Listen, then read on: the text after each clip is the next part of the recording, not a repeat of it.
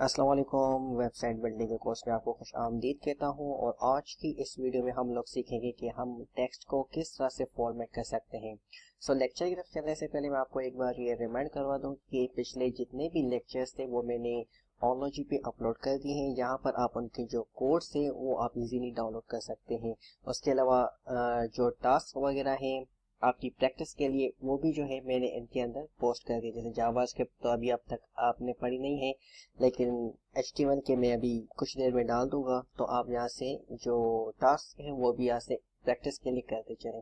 ठीक है जी, आगे चलते हैं अपने टॉपिक की तरफ। आज का जो हमारा टॉपिक है वो है एलिमेंट्स को फॉर्मेट करना और टेक्स्ट को फॉर्मेट करना। तो यहाँ पर मैंने कुछ टेक्स्ट लिखा है, बोल्ड, इंपॉर्टेंट टेक्स्ट, इटैलिक वगैरह वगैरह। इसका जो आउटपुट है वो हमें इस तरह से शो हो रहा है। इस आउटपुट को थोड़ा सा बेहतर बनाने के लिए मैं यहाँ पे ब्रेक लाइन की जो टैग है वो यूज कर देता हूँ, ताकि ये सारा मुझे अच्छे तरीके से नजर आ जाए।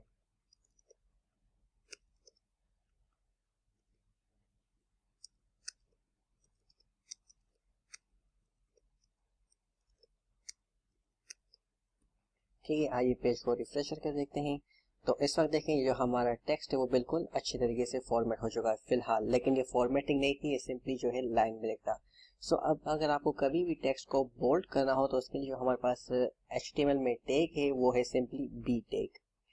आप अपने टेक्स्ट को बी के अंदर लिखेंगे तो आपका जो टेक्स्ट है वो बोल्ड हो जाएगा। आइए इसको चेक करते हैं और ये देखें जो हमारा बोल्ड है वो जो बोल्ड टेक्स्ट है वो इस वक्त बोल्ड हो चुका है। उसके बाद हमारे पास एक टैग है जिसका नाम है स्ट्रॉन्ग। वो हम यूज करते हैं जब भी हमें ये ब्राउजर को बताना हो कि हमारा जो टेक्स्ट है वो इम्पोर्टेंट है, तो उसके लिए हम स्ट्रॉन्ग यूज करते हैं। अब स्ट्रॉन्ग और बोल्ड के जो इफेक्ट्स है वो आपको सेम ही नजर आएंगे। दोनों का जो मतलब है वो डिफरेंट है, लेकिन जो इनके जो इफेक्ट्स होते हैं वो हमारे पास सेम ही होते हैं। बोल्ड जो है वो सिंपली ये बताता है कि जो टेक्स्ट है वो बोल्ड है, लेकिन जो स्ट्रॉन्ग है वो हमें बताता है कि ये जो टेक्स्ट है वो स्ट्रॉन्ग है, हम हमें मतलब कि ब्राउजर को। और इटैलिक, कभी भी आपको टेक्स्ट को इटैलिक करना हो तो इसके लिए जो हमारे पास टैग है वो आई है।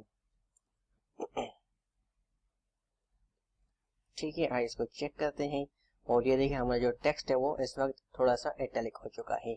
उसके बाद है एम्फेसाइज्ड टैग। इसके लिए हम EM यूज करते हैं। आई और EM का जो इफेक्ट है वो आपको सेम ही नजर आएगा। ये देखें दोनों का जो इफेक्ट है वो सेम ही है। अब ये वाला जो EM है ये हमें ये बताता है कि ये जो टेक्स्ट है वो इम्पोर्टेंट टेक्स्ट है, और EM जो है हमारे पास इसकी जो इम्पोर्टेंस है वो सिमेंटिक के हिसाब से है।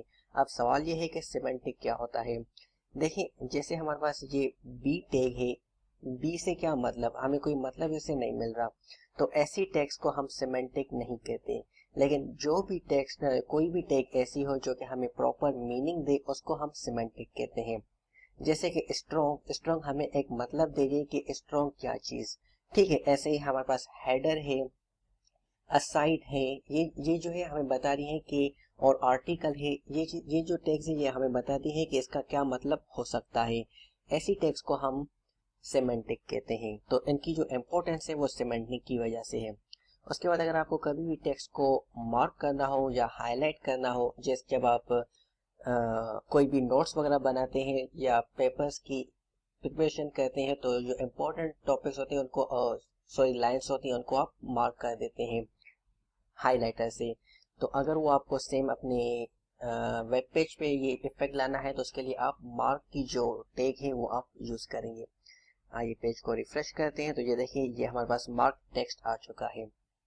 उसके बाद अगर आपको कभी भी टेक्स्ट को स्मॉल करना हो, वैसे तो स्मॉल करने के दूसरे भी तरीके हैं, जैसे कि CSS से, और पहले हमारे पास फॉन्ट होता था जो कि अभी HTML5 में फॉन्ट टैग हमारे पास सपोर्टेड नहीं है। तो इसके लिए हमारे पास स्मॉल के लिए क्या है, स्मॉल टैग है। आइए इसको चेक करते हैं और ये देखिए हमारा जो स्मॉल टेक्स्ट है बाकी जो टेक्स्ट है उनसे थोड़ा सा छोटा है। और डिलीटेड टेक्स्ट का क्या मतलब होता है, आइए देखते हैं। और डिलीटेड की जो टैग है वो DEL होगी। आइए चेक करते हैं, देखिए हमारा जो टेक्स्ट है उसके बीच में क्रॉस आ चुका है। अब सवाल यह है कि ये डिलीटेड टेक्स्ट हम कहाँ पे यूज करते हैं। कभी भी आपने ऑफर्स वगैरह देखी होगी, कोई भी जब कंपनी प्रोडक्ट सेल कर रही होती है, तो जैसे फॉर एग्जांपल पहले उसकी जो रेट थी वो $50 थी, और अभी उन्होंने ऑफर दी है और उसकी जो रेट है वो $40 हो चुकी है। तो वो क्या करते हैं, 50 को लाइन दे के $40 लिख देते हैं। तो अगर कभी भी ऐसा केस हो तो उसके लिए आप सिंपली DEL यूज करके उसका इफेक्ट हासिल कर सकते हैं। उसके बाद इंसर्टेड टेक्स्ट का मतलब है कि अगर आपको टेक्स्ट को अंडरलाइन देनी हो तो उसके लिए आप INS यूज करेंगे। और ये देखिए हमारे यहाँ इसको अंडरलाइन आ गई है। इसके अलावा हमारे पास एक और भी टैग है, अगर आपको अंडरलाइन देनी है तो वो होती है हमारे पास U टैग। लेकिन दोनों में फिर यही फर्क आएगा कि एक हमारी सिमेंटिक इंपॉर्टेंस है और दूसरी हमारी जो सिंपली है।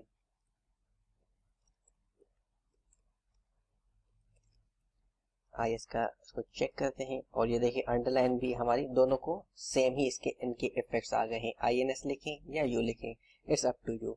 उसके बाद है सबस्क्रिप्ट टेक्स्ट। सबस्क्रिप्ट के लिए आप क्या करेंगे, SUB हमारे पास टैग है, आप सिंपली वो यूज करेंगे। और ये देखिए हमारी सबस्क्रिप्ट हो चुकी है। इसका जो इफेक्ट है वो मैं आपको दिखाता हूँ, इसको हटा के कि सबस्क्रिप्ट को आप रियल वर्ल्ड में कैसे यूज करेंगे। आपने केमिस्ट्री अगर पढ़ी है तो वहाँ पे देखा होगा H2O वगैरह हमारे पास जो केमिकल नेम्स होते हैं, तो वो वहाँ पर जो H के बाद 2 है उसको हम सबस्क्रिप्ट के अंदर लिख देते हैं। अगर आपको कभी भी अपने वेब पेज पे H2O लिखना हो या कोई भी फॉर्मूला वगैरह लिखना हो तो उसके लिए आप यही करेंगे H2O, एंड उसके बाद हम BR यूज कर देते हैं। अब इसमें जो 2 है वो आप देखिएगा हमारा जो है सबस्क्रिप्ट में आ चुका है। उसके बाद सुपर स्क्रिप्ट के लिए जो हमारे पास टैग होती है वो होती है SUP। इसकी भी मैं आपको रियल वर्ल्ड एग्जांपल दिखाता हूँ। जैसे मैथ्स में होता है x स्क्वायर, तो स्क्वायर जो है वो आपका ऊपर चला जाए, इसलिए हम इस 2 को SUP के मतलब ये सुपर स्क्रिप्ट के अंदर लिख रहे हैं ताकि ये हमें एग्जैक्ट वैसे ही इफेक्ट्स दे। और इसके अलावा एक्स क्यूब वगैरह हो या कोई भी इस तरह का कोई हो तो उसको आप सुपर स्क्रिप्ट की मदद से लिख सकते हैं। सो गाइस ये थे कुछ एलिमेंट फॉर्मेटिंग, और आज की वीडियो के लिए इतना ही। मिलते हैं अगली वीडियो में, और नेक्स्ट वीडियो में जो है मैं आपको कुछ ऐसी जो हमारे पास HTML5 में जो एलिमेंट्स अवेलेबल हैं और कुछ जो ऑब्सलीट हो चुकी है वो मैं लिस्ट जो है सारी फोरम पे अपलोड कर दूंगा। आप वहां से सारी एलिमेंट्स और टेक्स्ट जो है देख सकते हैं। So thanks for watching and